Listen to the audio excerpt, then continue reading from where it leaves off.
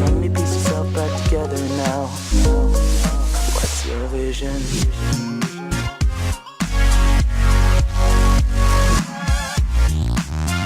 Netanyahu silences gun grabbers with perfect definition of independence. It was Israel's version of the 4th of July, but Benjamin Netanyahu could have been talking about the Second Amendment, too. At an Independence Day ceremony in Jerusalem Wednesday celebrating Israel's 70th year of existence, the Israeli Prime Minister devoted a portion of his speech to saluting his country's armed forces. And he delivered a line that would have made America's founding fathers proud.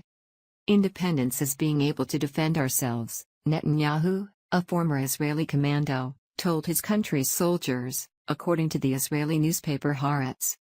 I salute you. No one who has paid attention to the past 7 decades of history would doubt for a second that Israel has been able to handle itself while being surrounded by neighbors that want to drive it into the sea. Since literally its first day of existence, when the armies of 5 Arab countries tried to destroy it, Israel has depended on its own armed forces to keep its people safe. It took a politician who became Israel's first prime minister, David Ben-Gurion, to declare the country's independence on May 14, 1948. By the Western calendar. But it has required the force of arms to maintain that independence ever since.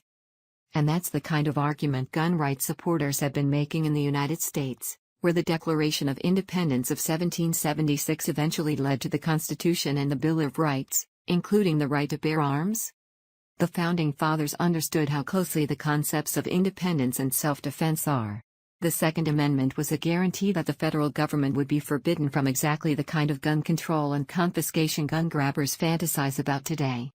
Whether it's a budding young fascist like Marjorie Stoneman Douglas high school shooting survivor David Hogg, or a former Supreme Court justice like John Paul Stevens, whose senescence was sadly showing in a New York Times op-ed aimed at repealing the Second Amendment, the gun control elements in the United States either ignore or refuse to consider how vital that link is.